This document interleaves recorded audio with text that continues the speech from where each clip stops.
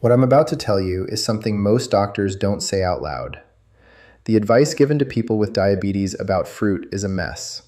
A genuine, contradictory, confusing mess. And it's not your fault if you don't know what to believe. I'm Dr. Bennett. In over 2 decades of working with patients with diabetes, I've heard the same 3 stories again and again. The first patient tells me their nutritionist said fruit is basically sugar, and they should treat it like candy, avoid it almost entirely. The second patient heard from a wellness influencer that fruit is natural sugar, so it does not count. Eat as much as you want. The third patient read a headline saying tropical fruits are dangerous, but did not see anything about which ones, or why, or how much. 3 completely different answers, all from people claiming authority. No wonder you are paralyzed. And what happens because of that paralysis? Some of you have stopped eating fruit entirely. You are missing fiber, vitamins, and compounds. Your body genuinely needs to fight the complications of diabetes. Others are eating fruit freely with no strategy at all, then checking your glucose numbers and wondering why they keep climbing. Neither group has been given the real tools to make confident decisions. That changes. Today, I am going to walk you through the 10 best fruits for people managing their blood sugar and the 5 fruits that demand serious caution. Not based on guesswork or fear, based on the science of how each fruit actually behaves inside your body. We are going to be specific. We are going to be honest. And by the end of this, you are going to feel like you finally have a clear map. But I want to say something first, and I need you to actually hear it. There is no fruit on this planet that I am going to tell you can never touch your lips again. Not one. That kind of thinking leads to failure, obsession, and eventually giving up entirely. What I believe in is understanding. When you understand how a food behaves, you stop fearing it and start managing it. That is a completely different and far more powerful way to live. People with diabetes should eat fruit. The question is, which ones, how much, and when? Let us build that understanding right now. Drop your country in the comments. I read every single one. And if this is your first time here, subscribe and hit the notification bell, because this is exactly the kind of content I put out every week. Before we get into the list, I need to give you 2 tools, because without these tools, the list is just a list. With these tools, you will understand the why behind every single item, and you will be able to apply this logic to foods I have not even mentioned. The first tool is the glycemic index, or GI. Think of this as a measure of speed. Specifically, how fast does the sugar from a particular food enter your bloodstream? A GI above 70 means sugar hits your blood like a sudden wave. Your glucose spikes sharply, your pancreas panics, and your body is in reactive mode.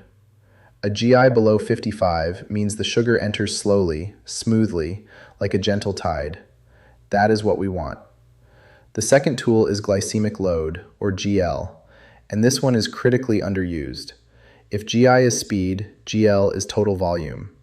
It tells you how much sugar actually lands in your bloodstream when you eat a realistic serving of that food. A GL under 10 is considered safe.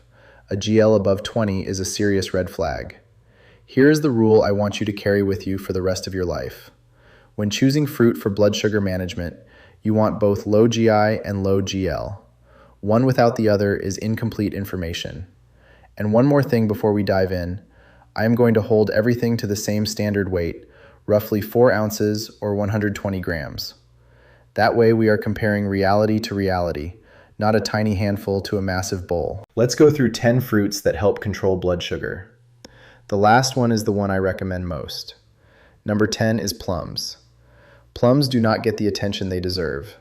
With a GI of 39 and a GL of just 5, they sit comfortably in the safe zone. If you want something naturally sweet that will not ambush your glucose levels, a plum is a trustworthy choice. They are also rich in vitamin C and contain compounds that support liver function, which matters more than most people realize for those managing insulin sensitivity.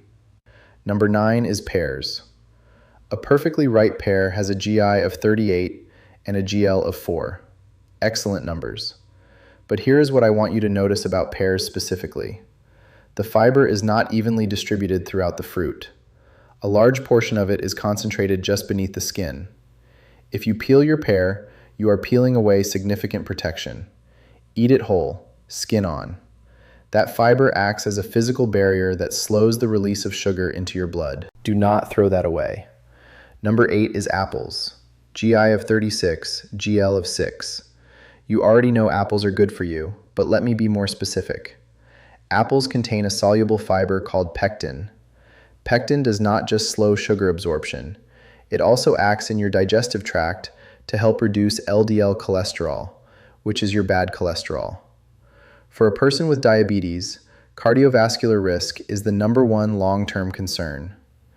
Eating an apple with its skin is doing 2 jobs at once. Never underestimate the humble apple. Number 7 is passion fruit. GI of 27, GL of 5. Those are remarkable numbers. Passion fruit is one of the most blood sugar-friendly fruits in existence, and most people have never considered adding it to their regular rotation. Here's the bonus. Passion fruit contains natural compounds with a mild sedative effect that supports deep quality sleep. Why does a diabetes channel care about sleep? Because poor sleep directly worsens insulin resistance. One bad night of sleep can raise your fasting glucose the next morning as though you had eaten poorly. Passion fruit is not just a snack, it is a nighttime strategy. Number 6 is oranges.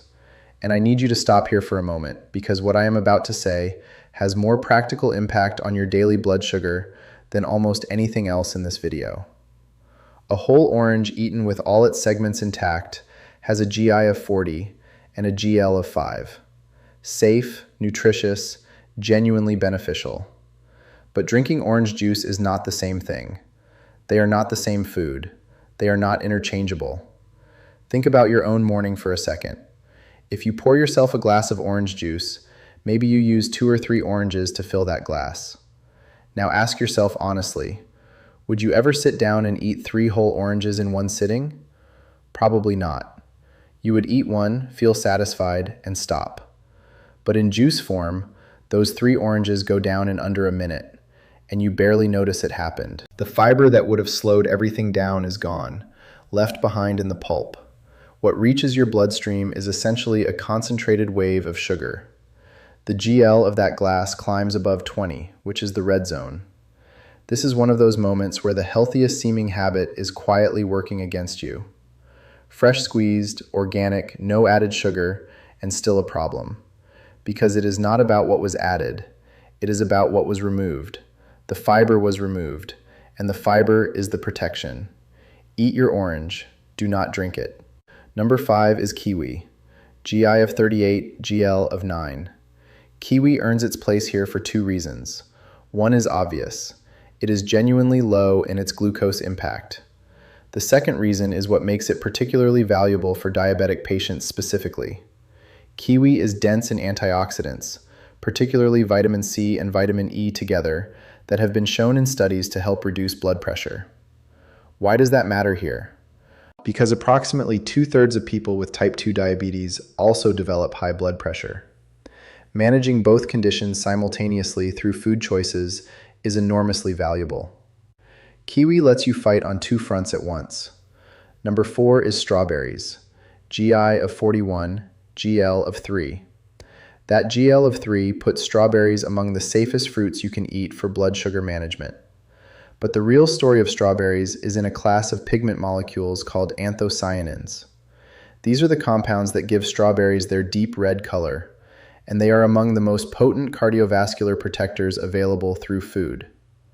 The blood vessels that feed your heart, kidneys, and eyes are the structures most at risk as diabetes progresses over time. Anthocyanins directly support the integrity of those vessels. Eat strawberries frequently, not just occasionally. Number 3 is guava. GI of 23, GL of 3. I want you to notice that GI of 23. That is extraordinarily low. For context, white bread sits at around 75. A guava and a slice of white bread could not be more different in how they treat your blood sugar, and they can cost similar amounts at the grocery store. I also want to knock down a myth right here that has genuinely scared people away from fruit they should be eating. The claim is that fructose, the sugar found in fruit, damages the liver, and therefore all fruit is dangerous for diabetics. This is false, and it needs to be said clearly. Fructose becomes harmful when it arrives in concentrated form, as in sodas, corn syrup, and processed juices. The liver processes concentrated fructose in a way that causes problems over time. But the fructose naturally present in a whole guava arrives alongside fiber, water, vitamins, and polyphenols that completely change the metabolic picture. Your liver is not treating a guava the same way it treats a can of soda. Do not let fear of a word keep you from a genuinely health-supporting food. Number 2 is peaches. GI of 42, GL of 4. Peaches are one of the most forgiving fruits in existence for people managing blood sugar. Sweet enough to satisfy a craving, low enough in their glycemic impact to be a genuine safe harbor. And I want to use this moment to answer a question I receive constantly. Does this list apply to pre-diabetics, to type 1, to someone newly diagnosed with type 2? The answer is yes to all of them. The principles here serve anyone with any form of blood glucose management challenge. They are not exclusive to advanced diabetes. They are simply good science. Number 1 is fresh cherries. GI of 27, GL of 6. As close to perfect numbers as you will find in the fruit world. But I want to emphasize the word fresh because there is a version of cherries that is the exact opposite of what I am recommending. Those bright, artificially colored cherries preserved in syrup, the ones used to decorate desserts and cocktails. They have been sitting in concentrated sugar for months. They bear essentially no relationship to fresh cherries. Stay far from those. Fresh cherries, in addition to their remarkable glycemic profile, contain anthocyanins and other anti-inflammatory compounds that research has linked to reduced vascular inflammation. And vascular inflammation is one of the primary drivers of the cardiovascular complications that diabetes can cause over decades. If there is one fruit I would most want to see in a diabetic patient's kitchen every week, it is fresh cherries. That completes the top 10. But now I need you to concentrate even more closely, because what comes next is where a lot of people make quiet, consistent mistakes without ever realizing it. These are not obviously dangerous fruits.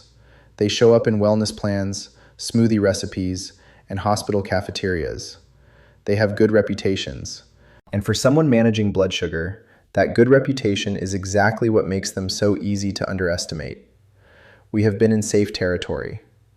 Now we move into a different zone. I call these the high-stakes fruits. Not forbidden, not poison, but demanding. Eating them carelessly is like driving on a wet road at high speed. You might be fine, but the margin for error is much smaller than you think. Number 5 on the caution list is papaya. GI of 58, GL of 10. Papaya is genuinely useful for digestion. It contains an enzyme called papain that helps break down proteins and can relieve bloating and discomfort. I do not want to dismiss that benefit. It is real. But for someone with diabetes, the digestive benefit and the glucose impact arrive together. You cannot get one without the other. And at a GL of 10, papaya is sitting right at the boundary of what is considered safe. If you eat papaya, keep portions small, eat it alongside protein, and do not make it a daily staple. Number 4 on the caution list is pineapple. GI of 59, GL of 14. Pineapple is refreshing and has built an impressive wellness reputation.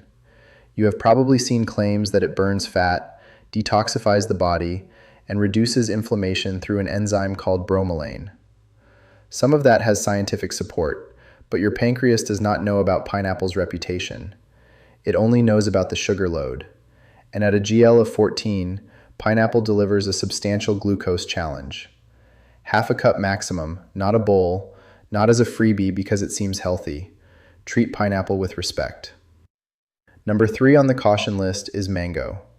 GI of 56, GL of 14. Mango is beloved all over the world, and I completely understand why. The taste is extraordinary, and the culture around it is real. But I want to address a very specific mistake I see constantly, and I need you to hear this clearly. Some people believe that if you add chia seeds or flax seeds to a mango smoothie, you have made it safe for blood sugar. I have to be honest with you, that is a trap. Here is what is actually happening. The seeds slow down the rate at which sugar enters your blood. That is the glycemic index effect, slower absorption.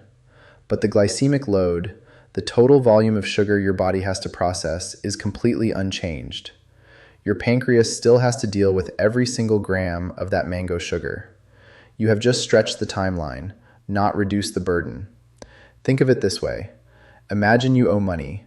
Someone offers to let you pay in smaller installments instead of one lump sum. The debt does not shrink. You are still paying every cent. That is what chia does to mango. Do not use superfoods as permission slips for portion discipline. They do not work that way. Number 2 on the caution list is bananas. GI of 62, GL of 16. Bananas are everywhere. They are cheap, portable, familiar, and genuinely nutritious. The potassium content, the B vitamins, the energy they provide, I acknowledge all of it. But look at that GL of 16. Earlier, we talked about avocado with a GL of only 2. A banana delivers 8 times the blood sugar load of an avocado. That comparison is not designed to frighten you. It is designed to help you understand the scale of what you are consuming. If you want to eat bananas, there are 2 rules. First, choose ones that are just ripe with some green still in the peel. A banana covered in brown spots has already converted most of its starch into fast-acting sugar. The riper the banana, the higher the glycemic impact. Second, eat half. Not the whole thing, half alongside some protein. And number 1 on the caution list, the fruit that tops it for a reason that goes beyond chemistry, is grapes. GI of 61, GL of 12. The problem with grapes is not just in the numbers. It is in what happens every single time a person sits down with a bunch of them. You plan to eat 5. You eat 1, then another, then another. The small size creates the feeling that nothing significant is happening, and before you register it, you have eaten 20 or 25 grapes and consumed the sugar equivalent of a candy bar. Grapes contain resveratrol, a polyphenol with genuine antioxidant properties.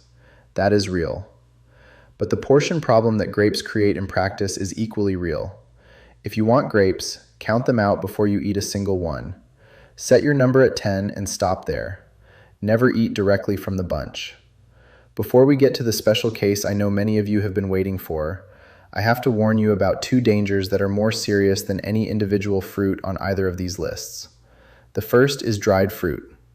Raisins, dried apricots, dried mango, prunes, dried cranberries. Think about what drying a fruit actually does. You are removing the water. That is it. But water is precisely what dilutes the sugar in whole fruit. Remove the water, and the sugar stays now compressed into a tiny volume. A small handful of raisins carries the glycemic load of multiple whole grapes. Their GL regularly exceeds 30. For people managing blood sugar, dried fruit is not fruit. It is concentrated sugar with a health halo. Treat it that way. The second danger is ripeness. And this is basic biochemistry that almost no one talks about. As fruit ripens, the starches inside convert to sugars. This is a continuous, predictable chemical process. A banana that is slightly green contains substantial resistant starch that is absorbed slowly and actually feeds beneficial gut bacteria. That same banana, left to develop brown spots, has converted most of that starch into glucose and fructose that absorb rapidly. Same fruit, same size, potentially very different blood sugar outcome, depending entirely on when you eat it. Choose fruit at peak ripeness or just before. Do not wait until it is soft and excessively sweet. Now, watermelon. I know a significant number of you have been waiting for this name to appear. You noticed it was not in the top 10 and not in the caution 5. That was not an oversight. Watermelon is a genuinely unique case, and it deserves its own explanation. From a nutrient standpoint, watermelon is remarkable. It contains L-citrulline, a compound that helps relax and dilate blood vessels, which directly supports healthy blood pressure.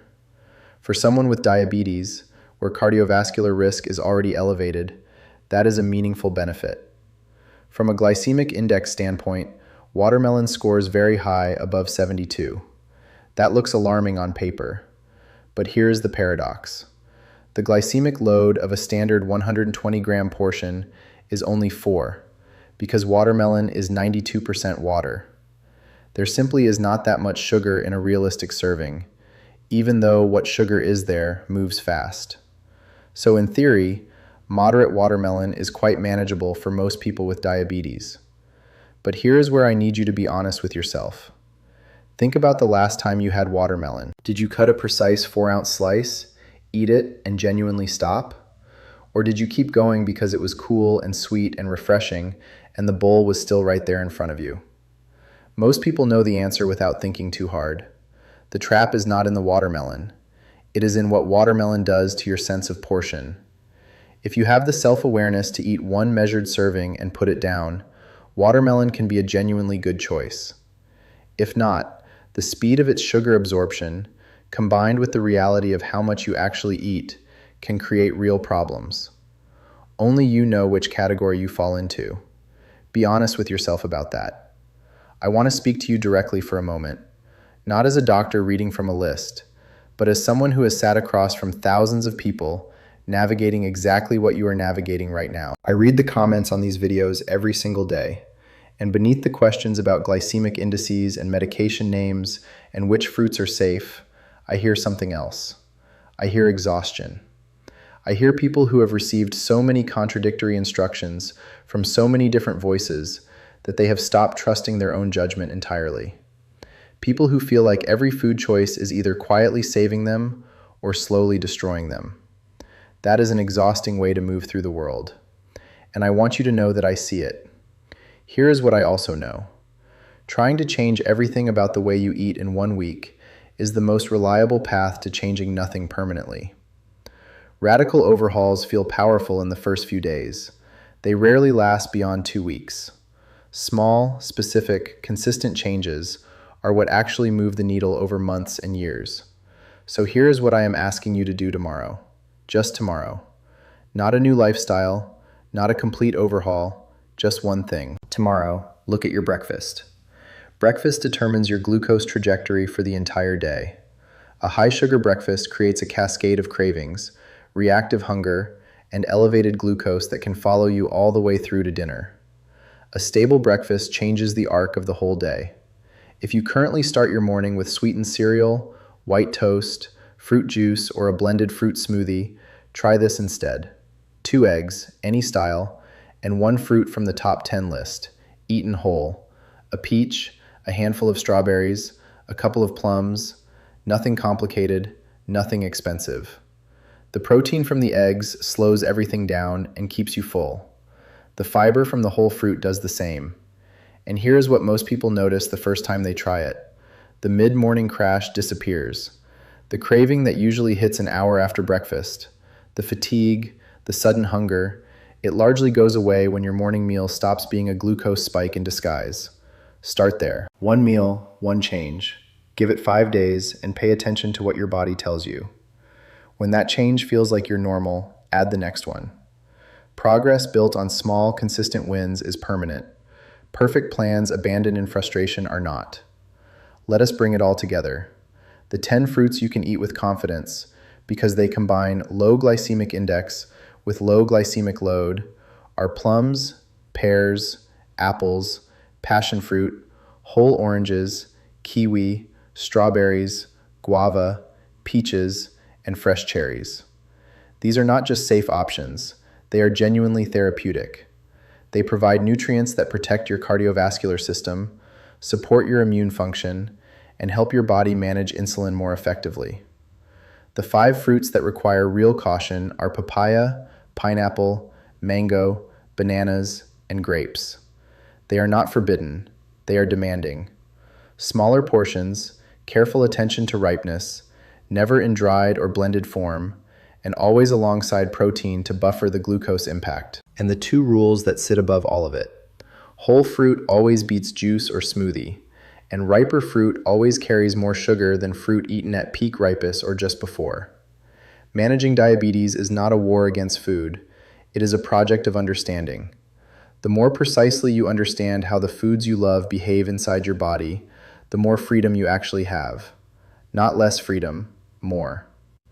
If someone in your life is managing their blood sugar and struggling to make sense of all the noise around fruit, Share this video with them. It might genuinely change how they approach something they have been afraid of. That kind of share means more to me than any algorithm. And if you are not subscribed yet, this is the moment. I make these videos because I believe that clear, science-based information in the hands of real people changes health outcomes. That is the mission. I am Dr. Bennett. Take good care of yourself.